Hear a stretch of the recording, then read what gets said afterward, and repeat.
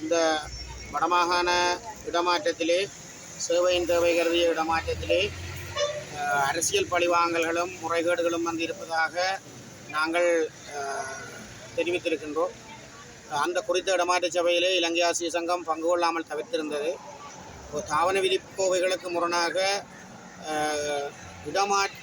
இடமாற்ற மேன்முறையீடு விசேட மேன்முறையீடு என்கின்ற பேரிலே இடமாற்றம் மேன்முறையீட்டு சபை அதற்கு பின்னர் தாவன விதிக்கோவையிலே எந்த ஒரு விடயங்களும் உள்ளடக்கப்படாத நிலையிலே அந்த தாவன விதிக்கோவையில் உள்ளடக்கப்படாத நடைமுறைகளை பின்பற்ற முற்பட்ட சமயம் நாங்கள் இடமாற்ற சபையிலிருந்து விலகியிருந்தோம். அதன் அடிப்படையிலே இடமாற்ற சபையிலிருந்து நாங்கள் விலகிய நிலையிலே எங்களுடைய தொழிற்சங்க உறுப்பினர்களுடைய உறவுகள், தொழிற்சங்க உறுப்பினர்கள் மற்றும் ஏனைய ஆசிரியர்கள் உட்பட பாரிய அநீதிக்கு இழைக்கப்பட்டு பாரிய முறைகேடுகளும் அரசியல் பழிவாங்கல்களும் நடைபெற்றிருப்பதை நாங்கள் சுட்டிக்காட்டியிருந்தோம். அந்த வகையிலே நாங்கள் இந்த குறித்த இடமாற்றத்தை நிறுத்த கோரி நாங்கள் கோரிக்கைகளை முன்வைத்திருந்தோம். நேற்று வடமாகாண கல்வி அமைச்சின் செயலாளரிடமும் அதனை கதைத்திருந்தோம். அவர்களும் தெளிவான முடிவதையும் இதுவரைக்கும் தெரிவிக்கவில்லை. அதன் பின்னர் மதியத்திற்கு பின்னர் வடமாகாண ஆளுநர் செயலகத்துக்கு முன்னர் நாங்கள் போராட்டங்களை நடத்திய பொழுது வடமாகாண ஆளுநருக்கும் தொழிற்சங்கத்துக்கும் இடையிலே சந்திப்பு நடைபெற்றது. தான் எங்களுடைய நியாயத்தை கேட்டிருப்பதாகவும் மற்ற தரப்பினுடைய நியாயங்களையும் கேட்டு தான் பதில் கூறுவதாக தெரிவித்திருந்தார். ஆனால் இதுவரைக்கும் எந்த ஒரு பதிலும் எங்களுக்கு வழங்கப்படவில்லை. நாங்கள் கௌரவ ஆளுநருடன் கலந்துரையாடிய பொழுது அந்த இடமாற்றத்திலே நடைபெற்ற முறைகேடுகள் புள்ளி விவர ரீதியாக நாங்கள் தெரிவித்திருந்தோம். அதிலே பக்கச்சார்புகள்,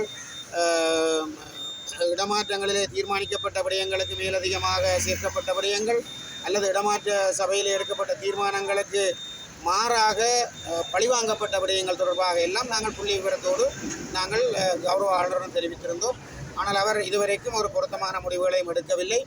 அதே நேரம் கௌரவ ஆளுநரிடம் அவரால் செய்யப்பட்ட தன்னிச்சையான இடமாற்ற நிறுத்தங்கள் தொடர்பாகவும் நாங்கள் குறிப்பிட்டிருந்தோம்.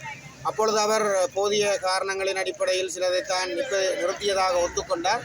ஆனாலும் நாங்கள் சொல்லியிருந்தோம் நீங்கள் போதிய காரணங்களின் அடிப்படையில் நிறுத்தியதாக தெரிவித்திருந்தாலும் ஆனால் போதிய காரணங்கள் உள்ளடக்கிய ஆசிரியர்களுடைய நிலைப்பாடுகள் எல்லாம் பழிவாங்கப்பட்டிருக்கின்றன. ஆகவே இது இடமாற்ற சபை நிபந்தனைகளுக்கு முரணானது என்பதையும் தெரிவித்திருந்தோம். அதே வேளையிலே கௌரவ ஆளுநர் அவர்களினாலே எங்களுடைய தொழிற்சங்க உறுப்பினர்களுடைய 12 பெயர்கள் வேறொரு தரப்பாலே வழங்கப்பட்ட நிலையிலே வடமாகாண கல்வி திணைக்களத்துக்கு வழங்கப்பட்டு எங்களுடைய சேவை விவரங்கள் பரிசீலிக்கப்பட்டதாக நாங்கள் அறிந்த நிலையிலே அந்த விடயங்களையும் கௌரவ ஆளுநருக்கு நாங்கள் தெரிவித்திருந்தோம். அதிலே அவர் தனக்கு முறைப்பாடு கிடைத்ததாகவும் அதனை தான் ஆராய கொடுத்ததாகவும் சொல்லியிருந்தார். அப்பொழுது நாங்கள் தெரிவித்திருந்தோம், இங்கே தகவலறியும் சட்டம் என்று ஒன்று தற்போது இருக்கிறது. தகவலறியும் சட்டத்திலே சாதாரண நபர்கள் கூட அந்த விவரங்களை அறிந்து கொள்ள முடியும். கௌரவ ஆளுநராகிய நீங்கள் இந்த விடயங்களிலே ஆர்வம் காட்டுவது எதற்காக என்கின்ற விடயத்தையும் நாங்கள் கேட்டிருந்தோம். அதற்கு அவரிடம் எந்த விதமான ஒரு பதிலும் இருக்கவில்லை. நான் சொன்னேன், சாதாரணமான மக்கள் அந்த தகவலறியும் உரிமை சட்டம் மூலமோ அல்ல திணைக்களத்துக்கோ தகவல்களை வழங்குவது என்பது வேறு. கௌரவ ஆளுநர் என்பது இந்த தகவல்களை கோருகின்ற பொழுது நீங்கள் ஒரு வடமாகாணத்தினுடைய ஒரு மிக முக்கியமான பதவியில் இருக்கின்ற ஆளுநருடைய உத்தரவு என்கின்ற கோணத்தில் தான் அந்த பழிவாங்கல்கள் எல்லாம் அனைத்தும் நடைபெற இருக்கிறது. ஆகவே இப்படியான செயற்பாடுகளை நீங்களும் நிறுத்த வேண்டும் என்கின்ற விடயத்தையும் நாங்கள் சுட்டிக்காட்டியிருந்தோம். அந்த வகையிலே அவர் பொருத்தமான பதிலை சொல்வதாக தெரிவித்திருந்தார். ஆனால் இதுவரைக்கும் எந்த விதமான ஒரு பொருத்தமான பதிலும் இல்லாதபடியால் எங்களுடைய போராட்டம் தொடர்ந்து கொண்டிருக்கிறது.